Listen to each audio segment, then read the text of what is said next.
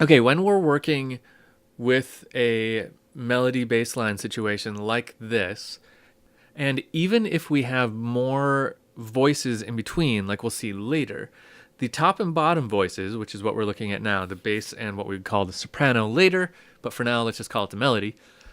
We really want these to outline the chords, especially in the cadences. So, what that means is that the bass line should imply the majority of the cadence. Meaning, if we want this to be an authentic cadence, so it's a 5-1 feel, the best thing to do would be to have this in root position. So we have 5-1. That's an important feature of this kind of counterpoint. You could also do some kind of 7-1 if it made sense with the chord. So this went 7-1. That would make the bass line be very influential over the chord.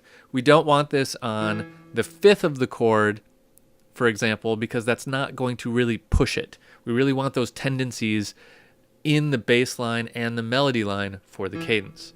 Now, this particular case wouldn't work. This E is in the bass line, or is in the chord, but it's also in the melody, and that would make for a gnarly parallel octave situation right there. So we don't want that. So this is 5-1, and that's great. That's going to make for a great, perfect, authentic cadence because it's going to be root position 5-1, and having that 5-1 in the bass is important in this style. Same deal with the melody. The melody we generally want to be, well, the melody is very influential over the way we hear the harmony.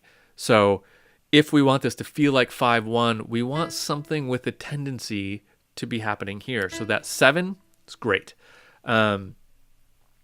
This could also be a 5-1 situation, although we wouldn't want it for the parallelism there, but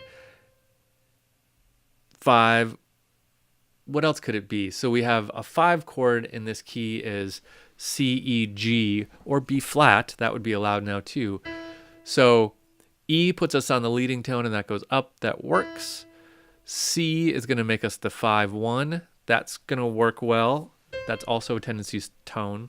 C, E, G works less strongly here because it doesn't really influence the chord a ton, because that's just going to make a 5th with the bass line. C, G, so it's just going to feel like a 5th. It's not going to really give us any kind of real pull towards that cadence. And the B flat is going to make for a leap of a 4th, and that's not a real strong tendency either.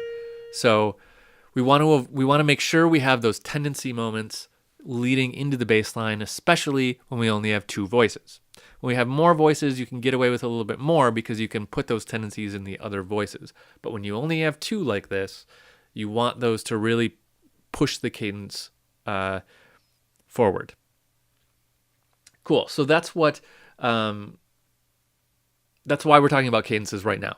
In the case where we only have 2 voices, put those tendency tones in the cadence, both in the second to last chord and the last chord, to really make it feel like a cadence.